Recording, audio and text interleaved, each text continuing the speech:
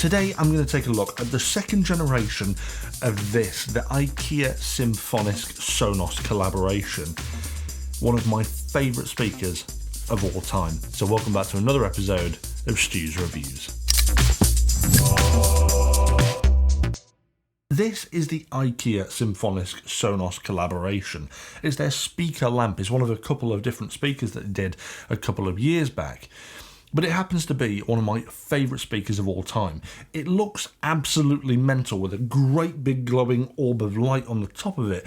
But the sound is unlike anything you'll have ever heard. And I actually think it looks quite good.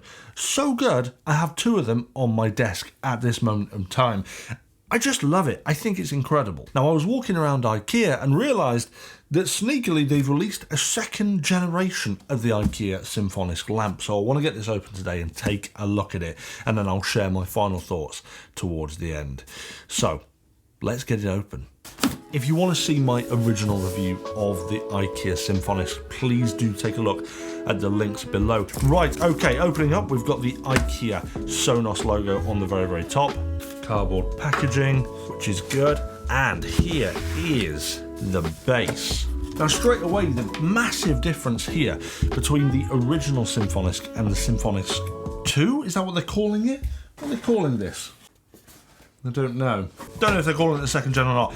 But the main difference straight away is that it doesn't come with this big hand-blown glass unit on top. It actually comes just as this particular device, and you can buy a bunch of different tops for it. One of them is a glass-blown style thing like this, but you can also get a slight different one, which is the one I've gone for today because I thought, right, sod it, I'll give it a go and see what this is like. But before I open that and show you what that is, let's have a quick peek at this. So, ultimately, straight away, there's very, very little difference. There's a button there, I don't know what that does, that's a new button. But we've still got the same sort of controls, we've got the play and pause, volume buttons here, just like on the original Symfonisk. However, that is on like the base plate, this is actually on this. In terms of size, we'll just get that out here. You can see it's a little bit wider. The base unit actually feels heavier than this with the glass top. That's interesting. Okay. It hasn't got the knob on the side. Maybe that's for the light switch at the back. Which I always like this. This is like a tactile switch. And I quite like that. But overall, there's not a great deal. There is one thing that's immediately upsetting, and that is there's no 3.5mm audio input. That's one of the big things that I kind of complained about with the previous gen. There was no 3.5mm, which means you can't connect it with ease to devices such as Echo devices to give it that smart speaker functionality, because this, although it connects to the SONOS network, there is no smart speaker functionality built into it, so you can't automatically control it with your voice, which is a bit of a shame, but it doesn't matter because you can pair it up wirelessly with Echo devices, but that means that you've got to have a consistent network to do so. Bit of a shame that they've not included that in this either. But not to worry, another big difference actually is the top, and I saw this in IKEA, that this accepts E27 bulbs, whereas this one, if we can pop this off here, is E14. In fact, does this go on here, I wonder? No, not interchangeable. Oh, that's annoying. Okay, never mind. So we've got a slight different size there on the mounting, so the original, obviously, big bulbous thing cannot go on this. But let's get this out. Instead of the big glass-blown unit, which, don't get me wrong, I absolutely love the appearance of this. It's kind of Art Deco, proper up my street. I've gone for a fabric one. Now, the reason being is ultimately this thing here with the original one is irreplaceable. You can't buy the big glass-blown units, or at least I don't think you can. You couldn't when they originally came out anyway. So if you smash this, that's it. You're kind of left with a pretty useless device.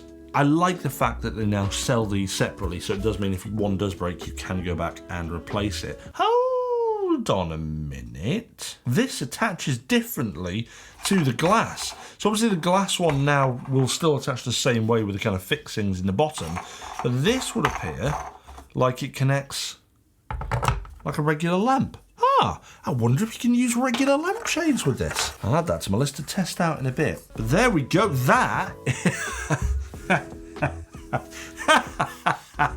is just as ridiculous looking as that. In fact, this is a speaker. Oh, this is madness, isn't it, really?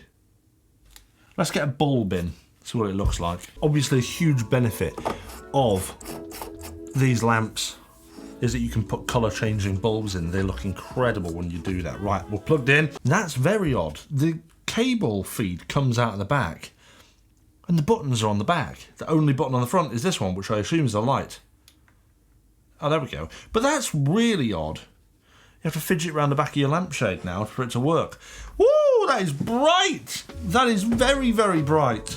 I'm gonna have to turn that down. Well, do you know what? I think it's a much more subtle design than the other one. It's definitely got a bit more, I don't want to say style because that's wrong, but it doesn't stand out anywhere near as much in terms of its aesthetic design. I guess if you were to walk into a room, this looks like a lamp. It doesn't look like anything else, which is good. I think that's a good thing. The other ones definitely stood out way too much for a lot of people. I think it kind of alienated people into not buying it because of its design. It does fit my aesthetic and I really like them, but that's not to everyone's taste. I think this and the customizability of the different shades on the top gives people that option of having something slightly different.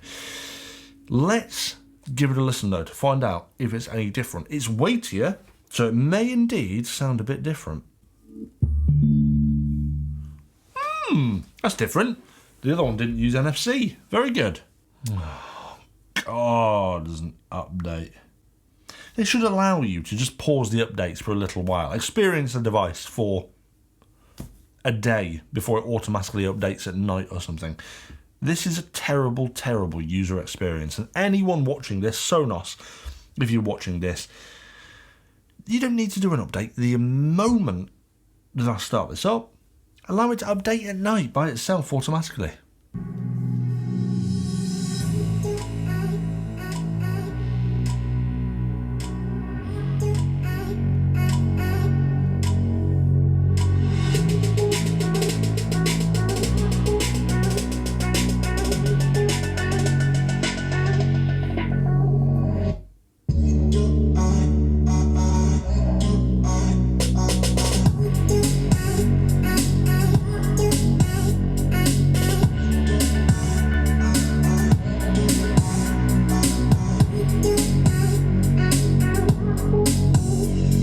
That's good. Let's try a different song.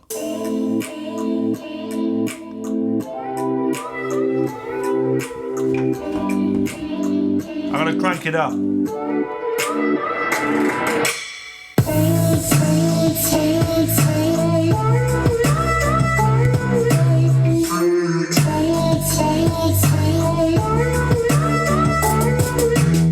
Oh, that is good. We'll do one quick other test.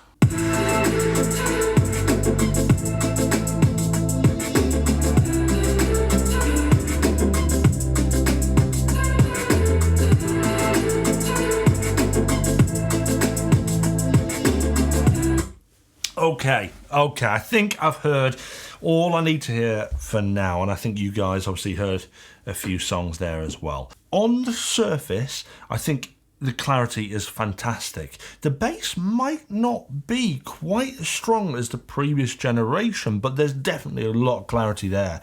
And this is a fantastic sounding speaker. There's no doubt about that, but I need to spend a few more days having a listen to it. So while I do that, I'm gonna leave you with some close-ups and a bit more info on the IKEA SONOS speaker Symfonisk collaboration Generation 2 thing.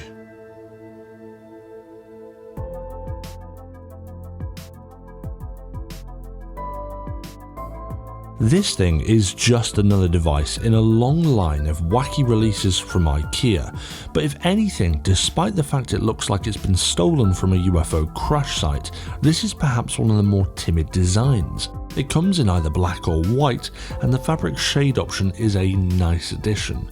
The buttons are strangely placed, but look sleek nonetheless, and overall it looks quite minimalistic because of this, with its simple fabric wraparound. The new button on the front replaces the tactile switch and adds to the minimalism, whilst also enabling this device to be controlled through the IKEA Home Smart Gateway. But there's one other thing: the new fitting system for the shades. I've since discovered something about it. It can work with other lampshades. Okay, so it's been a few days since I unboxed it, and I want to share my thoughts. Sound-wise, it's good. It has a different tone to the original. Overall, a better rounded clarity, but it's got a bit less punch in the low tones, and definitely a more clinical sound than the original, which is slightly warmer. Now, sound is obviously very preferential, and although I think the new one is fantastic, it doesn't really match my own preference of a slightly warmer tone. So if it was based on sound alone, I think I'd prefer the first gen. As for the design, I like it. It's proper weird, just like the first gen. Who would have thought that you could mash a speaker and a lamp together and make it sound so good and looks so good? I think the subtle changes that they've made to the second gen has gone a long way to make it more inclusive into more home aesthetics. The denser shape and the kind of weird hidden buttons make it even less obvious that this thing is a speaker. And the fact that you can buy different shades and even fit some of your own makes it very, very inclusive and ultimately massively customizable. Undeniably, this helps me and you get what we want in terms of style, but it also helps IKEA because they can continue making different shades specifically for the Symfonisk range for many years to come, which they could have done with the first one, but they didn't. But then they didn't have that same lamp attachment. And it also helps the fact that if I smash the glass one into a million pieces, I can just replace it. But despite how much I actually like this and the sound and the style, I'm actually a little bit disappointed because they've not included anything I thought they would have done in the second generation. It still doesn't have integrated smart assistants, it still doesn't have any Bluetooth connection, it still doesn't have any auxiliary input, meaning no direct connection to input devices either, meaning you're having to use the Sonos network for everything. I'm not going to lie, it's a bit upsetting, because I genuinely had hoped that they would include a lot more smart tech inside the second generation, but really there isn't that much difference in the overall feature capabilities of the second gen version. It's mostly been about a style change. Now, the cost of this is £159 for the base unit and then £20 for this particular shade. Obviously you can mix and match it with the different shades. The glass one costs £40. You can get the black shade. You can kind of mix and match at the moment, and obviously, as you've seen, you can put your own shade on there. Whether or not they recommend that, I don't know. But is it worth that amount of money? I'm not sure. It's not that it's a bad device, because it's very good, and a lot of my comments about the first generation this echoes, but I think I prefer the first gen. Yes, it looks a bit weird, but with the warmer sound and that kind of big bulbous head that drew me into the Symfonisk range in the first place, I feel that this is just missing a bit of that charm with its kind of more clinical sound and more generic appearance. It's certainly a less daring design, but if you're thinking of getting one of these, I can tell you, you won't be disappointed. Go and have a listen in IKEA. Honestly, you will be blown away. But given the fact that the Gen 2 doesn't really offer anything other than a change of style, I would say that if you have a choice of the two, stick with the original. And that concludes my review on the IKEA Symfonisk Speaker Lamp Collaboration Generation 2 device. Guys, if you enjoyed today's episode and you found it helpful in deciding whether or not this device has been for you, or if you just enjoyed having a look at it, please make sure that you hit that thumbs up and subscribe if you are interested in seeing any more episodes of Stu's Reviews. I may do a catch up on the original Gen 1 paired up in a stereo pair that's on my desk, as you've seen. But other than that, guys, hit that notification bell if you want to see more, and I will see you back for another episode of Stu's Reviews soon.